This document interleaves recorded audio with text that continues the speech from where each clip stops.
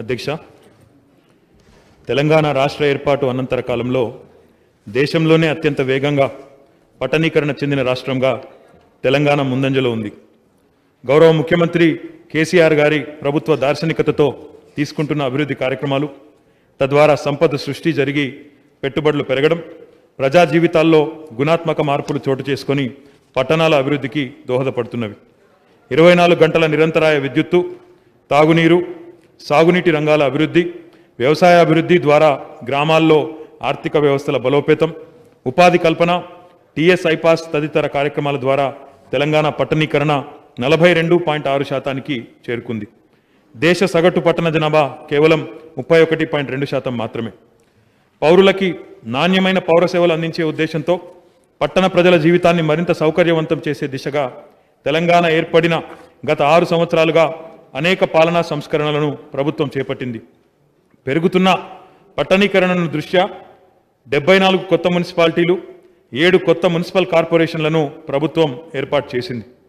పట్టణ రూపురేఖలు సంతరించుకున్న 173 గ్రామ పంచాయతీలను వివిధ పట్టణాల్లో కలపడం జరిగింది. నేడు రాష్ట్రంలో మొత్తంగా 142 పురపాలికలకు రూపకల్పన జరిగింది. అత్యంత వేగంగా పుంజుకుంటున్న స్థిరాస్తి రంగం, చవకైన జీవన విధానం, కట్టుదిట్టమైన శాంతి భద్రతలు, గంగా జమున తెహజీబ్, ప్రపంచవ్యాప్తంగా వచ్చి పెట్టుబడులు పెడుతున్న కార్పొరేట్ కంపెనీలు, ఆకర్షణీయమైన ప్రభుత్వ పాలసీలు, మెట్రోపాలిటన్ జీవన విధానం, అనువైన భౌగోళిక వాతావరణం, ప్రజాదరణ పొందిన మెట్రో ప్రజా రవాణా వ్యవస్థ, మౌలిక వసతుల కల్పనతో ప్రపంచం మెచ్చిన గమ్యస్థానంగా విశ్వనగరంగా హైదరాబాద్ అవతరిస్తున్నది. రాష్ట్రంలోని పట్టణాల అభివృద్ధి లక్ష్యంగా పౌర సేవలను మెరుగుపరిచే ఉద్దేశంతో పట్టణ ప్రగతి కార్యక్రమాన్ని తెలంగాణ ప్రభుత్వం ప్రారంభించింది. విధులు నిర్వచించడమే కాదు, నిధుల కేటాయింపులు జరిగినప్పుడే అభివృద్ధి సాధ్యమని విశ్వసించి ప్రతి నెల జిహెచ్ఎంసీకి 78 కోట్ల రూపాయలు, ఇతర మున్సిపాలిటీలకు 70 కోట్ల రూపాయలు, మొత్తంగా 148 కోట్ల రూపాయలను ఎలాంటి ఆటంకం లేకుండా విడుదల చేస్తూ వస్తున్నది. ఈ రకంగా సాలీనా 1776 కోట్ల రూపాయలను రాష్ట్రంలోని పురపాలికలకు టంచన్గా విడుదల చేస్తున్న ఏకైక ప్రభుత్వం తెలంగాణ ప్రభుత్వం. పౌరుడు కేంద్రంగా చేసుకొని ఉత్తమ పౌర సేవలను అందించే ఉద్దేశంతో తెలంగాణ ప్రభుత్వం విప్లవాత్మకమైన చట్టాలను రూపొందించింది. తెలంగాణ మున్సిపల్ యాక్ట్ 2019 ద్వారా అనేక సవరణలకు తెరలేపింది. అటు అధికారులను, ఇటు ప్రజాప్రతినిధులను బాధ్యులను చేస్తూ, పౌరులకు బాధ్యతలు గుర్తు చేస్తూ సులభతరంగా పౌర సేవలను అందించే దిశగా విధి విధానాలను రూపొందించడం జరిగింది. ప్రణాళికబద్ధమైన బడ్జెట్ రూపకల్పన, కనీసం 10% బడ్జెట్ గ్రీన్ బడ్జెట్కు కేటాయించడంతో పాటు పౌరులకు అత్యంత సులభతరంగా పలు రకాల అనుమతులు ఇవ్వడం లాంటి సంస్కరణలను నూతన మున్సిపల్ చట్టం ద్వారా అమలు పరుస్తూ ఉన్నాం. ఇందులో భాగంగానే భవన నిర్మాణ అనుమతులను సులభతరం చేస్తూ పలు విప్లవాత్మకమైన సంస్కరణలకు కూడా నాంది పలికాం. పౌరుడిపై పూర్తి విశ్వాసాన్ని ఉంచి తమ ఇంటి నిర్మాణానికి తానే అనుమతి పొందే స్వీయ ధృవీకరణ విధానాన్ని నిర్ణీత గడువు లోపల ఇవ్వకుంటే డీమ్డ్ అప్రూవల్ అనే విప్లవాత్మకమైన విధానాలను టీఎస్ బీపాస్ ద్వారా ఈ శాసనసభ సమావేశాల్లోనే ప్రభుత్వం తీసుకొని వచ్చింది. తెలంగాణ ప్రభుత్వం అన్ని పురపాలికల్లో పెద్ద ఎత్తున మౌలిక వసతుల కల్పన చేపడుతున్నది. అయితే అందుకు ప్రజలపైన ఆర్థిక భారాన్ని మోపకుండా ప్రజా సంక్షేమం కోసం పాటుపడుతున్నది. తెలంగాణ ఏర్పడ్డ నాటి నుండి రాష్ట్ర ప్రభుత్వం ఇప్పటి వరకు ఆస్తి పన్నును కానీ, నీటి బిల్లులను కానీ ఒక్క పైసా కూడా పెంచకపోగా 1200 రూపాయల కన్నా తక్కువ వార్షిక ఆస్తి పన్ను కలిగిన వారందరికీ కేవలం 101 రూపాయికే తగ్గించడం జరిగింది. అదేవిధంగా మిషన్ భగీరథ జలాలను ఇంటింటికి తీర్చాలనే లక్ష్యంలో భాగంగా రూపాయికే ఇంటింటికి నల్లా కనెక్షన్ కూడా ఇస్తా ఉన్నాం. పట్టణాల అభివృద్ధిని ప్రణాళికబద్ధమైన దిశగా ముందుకు తీసుకొని పోవాలని, రేపటి తరానికి శాస్త్రీయ పద్ధతుల్లో నగరాలను అందించే లక్ష్యంలో భాగంగా తెలంగాణ ప్రభుత్వం అనుమతులు లేని లేఅవుట్లలో ప్లాట్ల రిజిస్ట్రేషన్ను నిషేధించింది. గతంలో జరిగిన పొరపాట్లను సరిదిద్దుకోవడం కోసం లేఅవుట్ రెగ్యులరైజేషన్ స్కీమ్ LRS ప్రవేశపెట్టి ఇలాంటి వారికి కూడా ఒక అవకాశాన్ని కల్పించింది.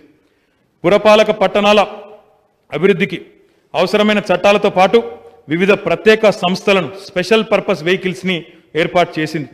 హైదరాబాద్ సహా రాష్ట్రంలోని అన్ని పురపాలికలకు పెద్ద ఎత్తున నిధులు అందించేందుకు తెలంగాణ అర్బన్ ఫైనాన్స్ మరియు ఇన్ఫ్రాస్ట్రక్చర్ డెవలప్మెంట్ కార్పొరేషన్ను TUFIDCని ఏర్పాటు చేసింది. అదేవిధంగా హైదరాబాద్లో మౌలిక వసతుల బలోపేతం కోసం strategic road development programme, comprehensive road maintenance programme, Hyderabad road development corporation, Musi development corporation లాంటి వ్యవస్థలకు కూడా రూపకల్పన చేసింది. జిహెచ్ఎంసీకి సంబంధించి ప్రకృతి వైపరీత్యాలను ఎదుర్కొనేందుకు ప్రజలకు అండగా ఉండేందుకు డిజాస్టర్ రెస్పాన్స్ ఫోర్స్ను ఏర్పాటు చేసింది. ప్రస్తుతం ఈ రెస్పాన్స్ ఫోర్స్లో 700 మంది సుశిక్షితులైన సిబ్బంది ద్వారా మొత్తం 19 బృందాలు పనిచేస్తూ ఉన్నాయి. వీరికి అవసరమైన అన్ని రకాల వాహనాలు, సామాగ్రిని కూడా అందించడం జరిగింది. ఈ సంస్థ ఏర్పడిన నాటి నుంచి హైదరాబాద్ నగరంలో విపత్తుల నిర్వహణలో కీలకమైన పాత్ర పోషిస్తున్నది. ప్రత్యేకంగా డిజాస్టర్ రెస్పాన్స్ ఫోర్స్ కలిగిన నగరాల్లో హైదరాబాద్ ప్రప్రథమంగా దేశంలోనే నిలిచింది. వరంగల్ మరియు కరీంనగర్ పట్టణాల్లో కూడా ఈ బృందాలను ఏర్పాటు చేయడం జరిగింది. భవిష్యత్తులో ఈ బృందాలను మరిన్ని నగరాలకు కూడా విస్తరింపజేస్తాం. హైదరాబాద్ నగరం రాష్ట్ర ఆర్థిక వ్యవస్థలో ఒక వృద్ధి ఇంజన్ లాంటిది. ఇంతటి ప్రాధాన్యత ఉన్న దృష్ట్యా తెలంగాణ ప్రభుత్వం నగరంలో అనేక నూతన కార్యక్రమాలను, మౌలిక వసతులను, అభివృద్ధి కార్యక్రమాలను చేపట్టడం జరిగింది. తద్వారా ప్రస్తుతం ఉన్న మౌలిక వసతులను మరింత బలోపేతం చేసేందుకు ప్రయత్నం చేస్తున్నది. తెలంగాణ రాష్ట్రం ఏర్పడిన నాటి నుంచి ఇప్పటిదాకా రాష్ట్ర ప్రభుత్వంలోని వివిధ శాఖల ద్వారా ఖర్చు చేసిన మొత్తం హైదరాబాద్ మీద అధ్యక్ష సుమారు 67,035 కోట్ల రూపాయలు. ఈ మొత్తాన్ని మౌలిక వసతుల కల్పన కోసం ప్రభుత్వం ఖర్చు చేసింది. మౌలిక వసతుల కల్పనలో భాగంగా ఎస్ఆర్డిపి కార్యక్రమం ద్వారా వ్యూహాత్మక రోడ్ల విస్తరణ ప్రాజెక్టును చేపట్టడం జరిగింది. హైదరాబాద్ నగరంలో దీర్ఘకాలికంగా ఉన్న ట్రాఫిక్ సమస్యలను పరిష్కరించడానికి రోడ్లు, ఫ్లైఓవర్లు, అండర్ పాస్లు, జంక్షన్ల అభివృద్ధి లాంటి వినూత్నమైన కార్యక్రమాలు చేపట్టినాం. సుమారు 24,000 కోట్ల రూపాయలతో 137 కిలోమీటర్ల పొడవైన 7 స్కైవేలను, 166 కిలోమీటర్ల పొడవుతో మేజర్ 11 కారిడార్లను డెవలప్ చేస్తూ ఉన్నాం. అత్యంత రద్దీ ప్రాంతాలైన గచ్చిబౌలిలోని మైండ్ స్పేస్ జంక్షన్ కానీ, కూకట్పల్లి, ఎల్బీ నగర్, అయ్యప్ప సొసైటీ వంటి అనేక ట్రాఫిక్ రద్దీ ప్రాంతాల్లో పనులు పూర్తి చేసుకొని ప్రారంభం కూడా అయినాయి. ఇందిరా పార్క్ కానీ, ఓఐసీ జంక్షన్ ప్రాంతాల్లో స్టీల్ బ్రిడ్జిలు కూడా ప్రారంభమైనాయి. ఎస్ఆర్డిపి కింద చేపట్టిన 46 ఫ్లైఓవర్ల నిర్మాణాన్ని, హెచ్ఆర్డిసిఎల్ ద్వారా చేపట్టిన 27 మిస్సింగ్ లింక్ రోడ్ల నిర్మాణం ప్రస్తుతం కొనసాగుతున్నది. ఇప్పటికే సిఆర్ఎంపి ద్వారా 709 కిలోమీటర్ల రోడ్లను 7 ప్యాకేజీలుగా విభజించి వాటి యొక్క నిర్వహణ కొనసాగుతూ ఉన్నది. వీటి ద్వారా సానుకూల ఫలితాలు కూడా వస్తూ ఉన్నాయి. కరోనా వల్ల దేశవ్యాప్తంగా లాక్డౌన్ పరిస్థితులు నెలకొన్న నేపథ్యంలో దేశంలో పూర్తి స్థాయిలో మౌలిక వసతుల కార్యకలాపాలు స్తంభించిపోయాయి. కానీ తెలంగాణ ప్రభుత్వం మాత్రం లాక్డౌన్ పరిస్థితిని పట్టణాల్లో మౌలిక వసతుల కల్పనకు ఒక సదవకాశంగా మలుచుకున్నది. రోడ్ల నిర్మాణ కార్యక్రమాలను, ఇతర మౌలిక వసతుల నిర్మాణ పనులను మరింత వేగంగా పూర్తయ్యేలాగా చేపట్టింది. తద్వారా దేశం యొక్క దృష్టిని కూడా ఆకర్షించింది. ఉప్పల్ నుండి నారాపల్లి వరకు కూడా ఒక స్కైవే నిర్మాణం ప్రస్తుతం జరుగుతూ ఉన్నది. అలాగే కరీంనగర్ రోడ్డుకు, నిజామాబాద్ రోడ్డుకు కూడా స్కైవేలు నిర్మించాలనుకున్నాం. కానీ రక్షణ శాఖ, కేంద్ర ప్రభుత్వం సహకరించకపోవడం వల్ల వీటిని చేపట్టలేకపోయాం. చార్మినారు, గోల్కొండ వంటి అద్భుత కట్టడాల సరసన హైదరాబాద్ నగర సిగలో మరో కలికితి రాయిగా త్వరలో ప్రారంభం కానున్న దుర్గం చెరువు కేబుల్ బ్రిడ్జి నిలవనున్నది. హైదరాబాద్ ట్రాఫిక్ రద్దీని తగ్గించడం ప్రధాన లక్ష్యంగా చేపట్టిన ఈ బ్రిడ్జి నిర్మాణం ఇప్పటికే పూర్తయింది. ప్రజా రవాణాను ఎంతగా వినియోగిస్తే అంత బాగా అభివృద్ధి చెందినట్టుగా భావిస్తుంటాం. ఈ నేపథ్యంలో తెలంగాణ ప్రభుత్వం ప్రజా రవాణా వ్యవస్థకు పెద్ద ఎత్తున ప్రాధాన్యత ఇచ్చింది. దేశంలోని ఇతర నగరాలతో పోల్చి చూసుకుంటే మెరుగైన ప్రజా రవాణా వ్యవస్థను మనం నిర్వహించుకుంటున్నాం. మెట్రోతో హైదరాబాద్ ప్రజా రవాణా వ్యవస్థ అంతర్జాతీయ స్థాయిలో గుర్తింపు పొందింది. ఇప్పటికే నగరంలో 69 కిలోమీటర్ల మేర కార్యకలాపాలు మెట్రోవి కొనసాగుతూ ఉన్నాయి. కోవిడ్ సంక్షోభానికి ముందు రోజుకి 4 లక్షల మంది ప్రయాణికులను రవాణా చేస్తూ మెట్రో రైలు తన సేవలను అందిస్తూ ఉంది. అత్యంత ప్రజాదరణ పొందిన మెట్రోని భవిష్యత్తులో రాబోయే రోజుల్లో మరింతగా విస్తరిస్తాం. పట్టణ ప్రాంతాల్లో పౌరుల కోసం ప్రభుత్వం అనేక సంక్షేమ కార్యక్రమాలను చేపట్టింది. అందులో భాగంగా ఆరోగ్యమే మహాభాగ్యం అంటారు పెద్దలు. అల్పాదాయ వర్గాల ప్రజలకు సరైన ప్రాథమిక చికిత్సలు అందుబాటులో లేకపోవడంతో నానా ఇబ్బందులు పడుతుంటారు.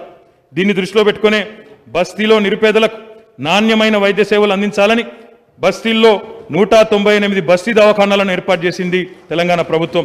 మొత్తంగా 350 బస్తీ దవాఖానాలను ఏర్పాటు చేయాలన్న గౌరవ ముఖ్యమంత్రి కేసీఆర్ గారి ఆదేశాల మేరకు త్వరలోనే మిగతా దవాఖానాలను కూడా ఏర్పాటు చేయనున్నాం. పేద ప్రజలకు సురక్షిత పౌష్టికాహారాన్ని అతి తక్కువ ధరకు అందించేందుకు జీహెచ్ఎంసీ ఆధ్వర్యంలో 150 అన్నపూర్ణ కేంద్రాలను నడుపుతా ఉన్నాం. ప్రతిరోజు 35,000 మందికి కేవలం 5 రూపాయలకే మధ్యాహ్నం భోజనం అందిస్తూ పేదల ఆకలిని తీరుస్తున్నది. 2014 నుంచి కొనసాగుతున్న ఈ కార్యక్రమాన్ని కోవిడ్ సంక్షోభ కాలంలో మరింతగా పేదలకు అందుబాటులోకి తీసుకొని వచ్చినాం. 373 సెంటర్లకు పెంచి మధ్యాహ్నం రాత్రి భోజన సదుపాయాన్ని కూడా పూర్తిగా ఉచితంగా అందించడం జరిగింది. ప్రారంభించిన నాటి నుంచి 2020 మార్చి వరకు అన్నపూర్ణ కార్యక్రమం ద్వారా 4,09,651 భోజనాలను ప్రజలకు అందించడం జరిగింది. కోవిడ్ సంక్షోభ సమయంలో అందించిన 1,58,32,000 భోజనాలను కలిపి ఇప్పటిదాకా 5,58,41,928 మందికి అన్నపూర్ణ ద్వారా భోజనాలు కూడా అందించడం జరిగింది. మహానగరం హైదరాబాద్లో సొంత ఇల్లు ఉండాలన్నది ప్రతి ఒక్కరి కల.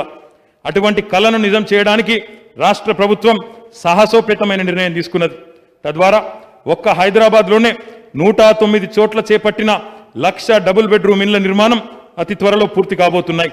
త్వరలోనే నగరంలో 1,00,000 మంది పేదలకు సొంతింటి కల సాకారం కాబోతున్నది. భారతదేశంలోనే చరిత్ర సృష్టించే విధంగా హైదరాబాద్లోని కొల్లూరులో 125 ఎకరాల్లో సుమారు 1,400 కోట్లతో ఒకే దగ్గర 15,660 డబుల్ బెడ్రూమ్ ఇళ్లు నిర్మాణం చివరి దశకు చేరుకున్నది. మొత్తంగా 9,714 కోట్ల రూపాయలతో భారతదేశంలోని ఏ మెట్రో నగరంలో చేపట్టని విధంగా హైదరాబాద్లోని మరి ఈ కార్యక్రమం గౌరవ ముఖ్యమంత్రి గారి నేతృత్వంలో డబుల్ బెడ్రూమ్ ఇళ్ల నిర్మాణం జరుగుతూ ఉంది. స్ట్రీట్ వెండర్స్ పథకం ద్వారా రాష్ట్ర వ్యాప్తంగా ఉన్న అన్ని పురపాలికల్లో 3,97,966 మంది స్ట్రీట్ వెండర్స్ని ప్రభుత్వం గుర్తించింది. ఇందులో సుమారు 99,364 మంది హైదరాబాద్లో ఉన్నారు. మొత్తంగా 2,15,164 మంది దరఖాస్తులు పరిశీలించి వారికి 10,000 రూపాయల బ్యాంకు రుణాలను కూడా అందించడం జరిగింది. రాష్ట్రంలో మెరుగైన పారిశుద్ధ్యం కోసం చెత్తను సేకరించడానికి కొత్త వాహనాలు అందించాం. పట్టణ ప్రగతి కార్యక్రమంలో భాగంగా పెద్ద ఎత్తున పారిశుద్ధ్య కార్యక్రమాలను శాస్త్రీయ పద్ధతుల్లో నిర్వహిస్తున్నాం. సఫాయి కర్మచారీలు క్రమక్రమంగా వారి వృత్తి నుంచి తొలగించాలని ప్రభుత్వం ఆధునికమైన చర్యలు చేపట్టింది. మాన్యువల్ స్కావెంజింగ్ చేసే పనిని మనుషులు నిర్వహించకుండా ఉండేందుకు కార్మికుల కోసం ప్రభుత్వం జెట్టింగ్ యంత్రాలు సమకూర్చి మానవీయ కోణంలో నిర్ణయం తీసుకున్నది. ఈ ఆలోచనను ప్రధానమంత్రి కార్యాలయం నుండి కూడా వారు అభినందించి మనకు అభినందనలు కూడా తెలియజేసినారు.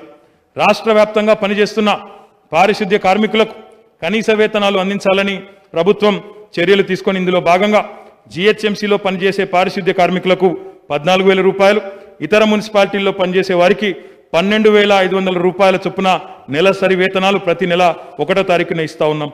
జిహెచ్ఎంసీ సహా అన్ని పట్టణ స్థానిక సంస్థలకు చెందిన మున్సిపల్ పారిశుద్ధ్య సిబ్బందికి నేను మనస్ఫూర్తిగా అభినందనలు తెలియజేస్తా ఉన్నాను. వారంతా క్షేత్రస్థాయిలో అవిశ్రాంతంగా కష్టపడుతూ తమ ప్రాణాలను కూడా లెక్క చేయకుండా ముఖ్యంగా కోవిడ్ వ్యాపించిన నేటి పరిస్థితుల్లో పనిచేశారు. ప్రభుత్వం వారి సంక్షేమానికి కట్టుబడి ఉండడమే కాకుండా వారి క్షేమం విషయంలో కూడా అన్ని రకాల చర్యలు తీసుకుంటున్నది. జవహర్ నగర్ డంప్ యార్డ్ నుండి దుర్గంధం రాకుండా 146 కోట్ల రూపాయలతో క్యాపింగ్ కార్యక్రమం ప్రస్తుతం పూర్తి కావస్తున్నది. జవహర్ నగర్లో చెత్త నుంచి విద్యుత్ ఉత్పత్తి చేసే యూనిట్ను ఈ నెలలోనే ప్రారంభించుకోబోతా ఉన్నాం. ఇది దక్షిణ భారతదేశంలోనే అతిపెద్ద వేస్ట్ టు ఎనర్జీ ప్లాంటు. ప్రస్తుతం 19.8 మెగావాట్ల ఈ వేస్ట్ టు ఎనర్జీ ప్లాంటు ప్రారంభోత్సవానికి సిద్ధంగా ఉంది. భవిష్యత్తులో దీని సామర్థ్యాన్ని మరో 28.2 మెగావాట్లకు పెంచుకునే వీలు కూడా మనకుంది. కేవలం హైదరాబాద్లోనే కాకుండా రాష్ట్రంలోని ఇతర పురపాలికల్లో కూడా పేరుకుపోయిన చెత్తను బయో మైనింగ్ ద్వారా ప్రాసెస్ చేసే చర్యలు ప్రారంభమైనాయి. ఇందుకు సంబంధించి టెండర్లు తుది దశలో ఉన్నాయి. రాష్ట్ర వ్యాప్తంగా 71 మున్సిపాలిటీలలో మానవ వ్యర్థాల శుద్ధి plant, faecal sludge treatment plants కూడా నిర్మాణంలో ఉన్నాయి. వీటిలో 59 నిర్మాణంలో ఉన్నాయి. మిగతా 68 పురపాలికల్లో కూడా ఇలాంటి ప్లాంట్లే నిర్మాణం చేసేందుకు టెండర్లు కూడా పిలువబోతా ఉన్నాం. ఇవి పూర్తయిన తర్వాత రాష్ట్రంలోని పురపాలికలన్నిటి కూడా ODF++ ప్రమాణాలను అందుకోబోతా ఉన్నాయి. స్వచ్ఛ తెలంగాణ దిశగా చేపట్టిన కార్యక్రమాలలో భాగంగా తెలంగాణ పట్టణాల్లో భారీ ఎత్తున పబ్లిక్ టాయిలెట్స్ నిర్మాణానికి కూడా ప్రభుత్వం చేపట్టింది. ఒక జిహెచ్ఎంసీ పరిధిలోనే 4,225 పబ్లిక్ టాయిలెట్ల నిర్మాణం పూర్తి కావస్తున్నది. రాష్ట్ర వ్యాప్తంగా ఉన్న ఇతర పట్టణాల్లో మరొక 8,839 టాయిలెట్లను ఈ అక్టోబర్ 2, 2020 సంవత్సరం నాటికే పూర్తి చేసేందుకు ప్రయత్నం చేస్తూ ఉన్నాం. ఇందులో సగం మహిళల కోసం కూడా టాయిలెట్ల నిర్మాణం జరిగింది. దేశంలోని ఏ రాష్ట్రంలోనూ ఇంత పెద్ద ఎత్తున పబ్లిక్ టాయిలెట్ల నిర్మాణం జరగడం లేదు. నగరంలో టాయిలెట్ నిర్మాణం పూర్తవుతే హైదరాబాద్ దేశంలోనే అత్యధిక పబ్లిక్ టాయిలెట్లు కలిగిన నగరంగా మారబోతున్నది. గతంలో ఎన్నడూ లేని విధంగా పట్టణాల్లో తాగునీటి సరఫరాకై అనేక చర్యలు తీసుకున్నాం. హైదరాబాద్ నగరంతో పాటు శివారు ప్రాంతాలకు నీటి సరఫరాలో ఎలాంటి కొరత లేకుండా చూశాం. శివారు ప్రాంతాలలో నీటి సరఫరా నెట్వర్క్ బలోపేతానికి 1900 కోట్ల రూపాయలతో పనులు పూర్తయినాయి. హైదరాబాద్ మహానగర భవిష్యత్తు నీటి అవసరాలు తీర్చేందుకు కేశవాపురం రిజర్వాయర్ నిర్మాణానికి ప్రణాళికలు సిద్ధంగా ఉన్నాయి. త్వరలో పనులు ప్రారంభం కానున్నాయి. మహానగర నీటి సరఫరా బాధ్యతలు నెరవేరుస్తున్న జలమండలి విజ్ఞప్తి మేరకు గౌరవ ముఖ్యమంత్రి గారు విద్యుత్ టారిఫ్ను కూడా తగ్గించి జలమండలిపై విద్యుత్ బిల్లుల భారాన్ని కొంతమేర తగ్గించారు. అందుకు జలమండలి తరపున వారికి ప్రత్యేకమైన ధన్యవాదాలు. పట్టణాల్లో పెద్ద ఎత్తున విద్యుత్తును ఆదా చేసే లక్ష్యంతో ఇప్పటిదాకా రాష్ట్రంలోని అన్ని కార్పొరేషన్లు మున్సిపాలిటీలతో కలిపి 10,48,069 ఎల్ఈడి వీధి దీపాలను అమర్చడం జరిగింది. ఒక హైదరాబాద్లోనే 4,58,574 ఎల్ఈడి వీధి దీపాలను, ఇతర మున్సిపాలిటీలు కార్పొరేషన్లలో 5,89,495 ఎల్ఈడి విద్యుత్ లైట్లను అమర్చడం జరిగింది. తద్వారా పెద్ద ఎత్తున విద్యుత్ని ఆదా చేయడంతో పాటు పట్టణాల్లో వెలుగురేఖలు నింపుతున్నాం. ఈ ఎల్ఈడి లైట్ల బిగింపు ద్వారా సుమారు 50% విద్యుత్తును కూడా ఆదా చేయడం జరుగుతూ ఉంది. సుమారు 5 లక్షల సీసీ కెమెరాల ఏర్పాటుతో హైదరాబాద్ నగరం నిఘాలో దేశంలోనే మొదటి స్థానాన్ని, ప్రపంచంలో 16వ స్థానాన్ని కూడా దక్కించుకున్నది. నేరాలను అరికట్టడంలో 3వ కన్నుగా హైదరాబాద్ సీసీటీవీల వ్యవస్థ అత్యంత పకడ్బందీగా విధుల నిర్వహణకు, శాంతి భద్రతల పరిరక్షణకు ఉపకరిస్తున్నది. ఇప్పటిదాకా 18,235 కేసులను సీసీటీవీల ద్వారా గుర్తించి పరిష్కరించడం జరిగింది. రాష్ట్ర రాజధాని హైదరాబాద్ విశ్వనగరంగా రూపుదిద్దుకుంటున్నది. దేశంలోనే అత్యుత్తమ సిటీగా తన స్థానాన్ని పదిలపరుచుకుంటున్నది. మర్సర్ అనే ప్రముఖ సంస్థ క్వాలిటీ ఆఫ్ లివింగ్ ఇండెక్స్ కేటగిరీలో వరుసగా గత 5 సంవత్సరాల నుండి హైదరాబాద్ నగరం మొట్టమొదటి స్థానాన్ని నిలుపుకుంటా ఉన్నది. దీంతో పాటు holiday.com అనే సంస్థ రూపొందించిన మరో నివేదికలో 2020వ సంవత్సరానికి గాను జీవించేందుకు అనుకూలమైన ఉత్తమ నగరాల్లో ప్రప్రథమ స్థానాన్ని హైదరాబాద్ దక్కించుకున్నది. JLL అనే మరో ప్రతిష్టాత్మక అంతర్జాతీయ సంస్థ హైదరాబాద్ నగరాన్ని ప్రపంచంలోనే అత్యంత డైనమిక్ నగరంగా గుర్తించింది. అనేక సానుకూల పరిణామాల నడుమ హైదరాబాద్ నగరం పెద్ద ఎత్తున ఉపాధిని కల్పిస్తూ, నూతన సంస్థలను ఆకర్షిస్తూ, అత్యధిక కార్యాలయాల నికర వినియోగం, హైయెస్ట్ ఆఫీస్ స్పేస్ నెట్ అబ్జార్ప్షన్లో కూడా అగ్రస్థానంలో ఉన్నది. 2020వ సంవత్సరం ప్రథమార్థానికి JLL వారు రూపొందించిన నివేదిక ప్రకారం భారతదేశంలోనే అత్యధికంగా కార్యాలయ స్థల నిర్మాణం, ఆఫీస్ స్పేస్ క్రియేషన్లో 30% వాటాతో హైదరాబాద్ నగరం ముందు వరుసలో ఉన్నది. ఇటీవల కేంద్ర ప్రభుత్వం ప్రకటించిన స్వచ్ఛ సర్వేక్షణ్ 2020 ర్యాంకింగ్లో హైదరాబాద్ మహానగరానికి best mega city in citizen feedback విభాగంలో నంబర్ 1 ర్యాంక్ లభించింది. ఇలా రాష్ట్ర ప్రభుత్వం పట్టణాల అభివృద్ధిలో తన నిబద్ధతను చాటుకుంటూ ముందుకు పోతున్నది. ప్రభుత్వం తీసుకొచ్చిన చట్టాలను చిత్తశుద్ధితో అమలుపరుస్తూ నిరంతరం పట్టణాల అభివృద్ధికి పాల్పడుతున్న ప్రతి ఒక్కరికి ధన్యవాదాలు. హైదరాబాద్ను విశ్వనగరం చేయాలన్న కల సాకారమయ్యే దిశగా పనిచేస్తాం. దీంతో పాటు రాష్ట్రంలోని పట్టణాలను పరిశుభ్ర మరియు హరిత పట్టణాలుగా మారుస్తామని, ప్రతి పట్టణం లివబుల్ సిటీగా మారాలనే ముఖ్యమంత్రి గారి ఆకాంక్షలకు అనుగుణంగా కృషి చేస్తాం. ఈ దిశగా ప్రభుత్వం తీసుకొచ్చిన సంస్కరణలను, చట్టాల అమలులో అధికారులను, ప్రజాప్రతినిధులను, పట్టణ పౌరులను కలుపుకొని ముందుకు పోతాం. ధన్యవాదాలు అధ్యక్ష.